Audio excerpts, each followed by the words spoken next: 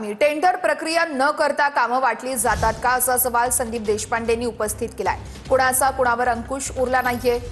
कंत्राट प्रक्रिया कशी पारदर्शकपणे होईल याचा विचार केला पाहिजे असंही संदीप देशपांडे म्हणतात। तर भ्रष्टाचार सुरू आहे तर लाचलुचपत प्रतिबंधक विभाग काय करतंय असा सवालही देशपांडेंनी उपस्थित केलाय। आम्ही सगळे पुरावे देण्यास तयार आहोत असंही देशपांडेंनी स्पष्ट केलंय। पारदर्शकपणे होते का टेंडर प्रोसेस न करताच ही कामं वाटली जात आहेत। इतकी सिस्टीम करप्ट झाली आहे, कोणाचा कोणावर अंकुशच उरलेला नाहीये, कुठलीच पारदर्शकता या विभागात नाहीये। एक दोन अधिकाऱ्यांना सस्पेंड करून यातनं काही याच्यातनं निष्कर्ष किंवा निष्पन्न होणार नाहीये। कशा पद्धतीने पारदर्शक होईल याचा विचार माननीय मंत्री महोदयांनी केला पाहिजे।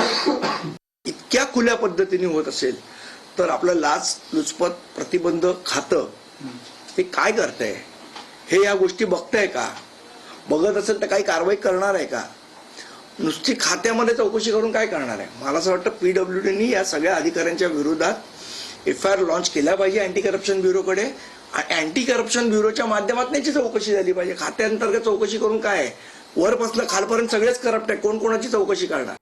तर संदीप देशपांडे यांनी पीडब्ल्यूडी संदर्भात दाखवलेल्या व्हिडिओचं प्रकरण आणि याच प्रकरणामध्ये व्हिडिओतील त्या अधिकाऱ्यावरती कारवाई होणार असं शिवेंद्रराजे भोसलेंनी स्पष्ट केलंय। दोन्ही अधिकाऱ्यांना सस्पेंड केलं असं देखील शिवेंद्रराजे भोसले यांनी सांगितलेलं आहे आणि पुढील चौकशी देखील केली जाते। चुकीचे प्रकार करणाऱ्यांना पाठीशी घालण्याचा प्रश्नच नाहीये असंही भोसले म्हणतात।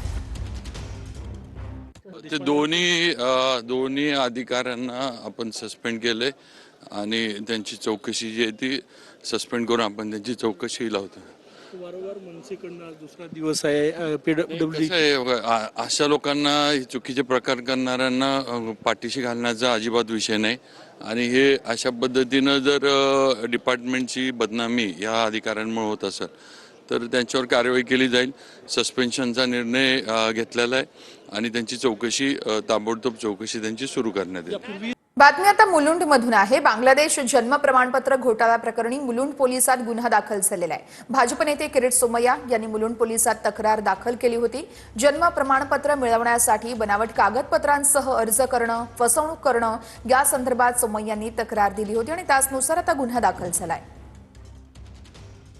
आता मुंबईचा मुलुंड पोलीस स्टेशनने बांगलादेशी जन्म प्रमाणपत्र संबंधात एक एफआयआर गुन्हा दाखल केला आहे। आता 367 लोकांनी बोगस डॉक्युमेंट द्वारा हिंदुस्थानात जन्म झाला आता जन्म प्रमाणपत्र प्राप्त करण्याचा प्रयत्न केला, कारवाई होणार आहे। अमरावतीच्या नांदगाव खंडेश्वर या ठिकाणी नगर परिषदेच्या स्ट्रॉंग रूम बाहेर ठाकरेंच्या सेनेकडून पहारा देण्यात येतोय।